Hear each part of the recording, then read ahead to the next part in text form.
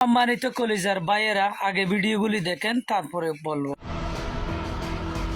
এ কেমন মা নিজের শখ পূরণের জন্য 4 মাসের সন্তান বিক্রি করে দিলেন মাত্র 45,000 টাকায়। তারপর সে টাকায় কিনলেন নাকের নথ, পায়ের নুপুর, মোবাইল ফোন। তোমার মতো এত আদর কেউ তো পারে না, সবার থেকে প্রিয় তুমি, তুমি আমার মা। চলে যদি যাও কখনো রেখে যেও না, মঙ্গলে তোমায় ছাড়া আমি বাঁচব না। কোন জায়গায় বিক্রি করছস? জোরে কও। হ্যাঁ, তাগর নাম ঠিকানা জানাস? হ্যাঁ হ্যাঁ, জোরে কও। কার মাধ্যমে বেচছস? হ্যাঁ, রিয়াল খায়? তোর সাথে কেউ ছিল না? কয়দিন আগে বেচছস? বৃহস্পতিবারে। বিক্রি করে কি কি কিনছেন? কি কি নাম বলেন? কি নাকের গয়না? জোরে কোন? আর কি? মোবাইল কত টাকা নিছে? হ্যাঁ, বাকি টাকা কই?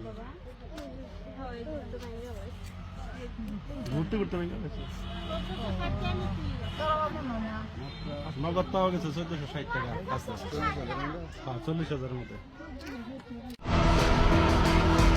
এ কেমন মা নিজের শখ পূরণের জন্য 4 মাসের সন্তান বিক্রি করে দিলেন মাত্র 45,000 টাকায়। তারপর সে টাকায় কিনলেন নাকের নথ, পায়ের নুপুর, মোবাইল ফোন সহ নানা সাজ পোশাক। সামান্য টাকার বিনিময়ে নিজের নারী ছেঁড়া ধন তুলে দিলেন অন্যের হাতে। টাঙ্গাইলের মধুপুরে ঘটেছে এই অবিশ্বাস্য ঘটনা।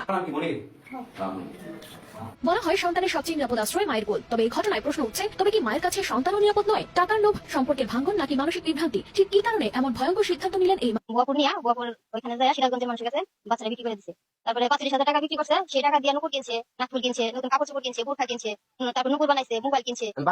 ভিডিওটা দেখছেন, আশা করি ওখানে আপনারা কি বুঝলেন, কি ওখানে দুষ্টা আসলে কার ছিল? কি ছেলেটা বিক্রি করে দিয়ে ওনার এই ভুল হয়েছে?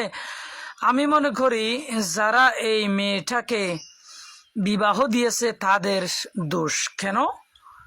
ওই যে মেয়েটার চেহারার দিকে একটু খেয়াল করে দেখেন, এই মেয়েটার বয়স মাত্র 10 হতে 11-12 বছর হবে। এর মধ্যে মেয়েটা বিবাহ দিল।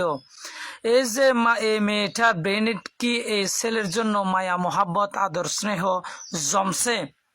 মানুষের একটা বিষয় বোঝার জন্য বয়স লাগে। যতই মানুষের বয়স হবে ততই কি মানুষ ধীরে স্থিরে বোঝার চেষ্টা করবে। আমি মনে করি ওই মেয়েটার কোনো দোষ নেই। যারা মেয়েটাকে সাংসারিকভাবে দায়িত্ব তুলে দিয়েছে তাদের এই ভুল আছে, তাদের দোষ আছে।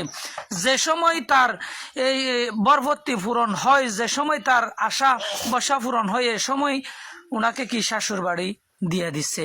ওনার মোবাইলের আশা আছে, ওনার এই স্বর্ণের আশা আছে, ওনার স্যান্ডেলের আশা আছে, কত সাজগুজের আশা আছে। এ সময় সংসার করতে হচ্ছে।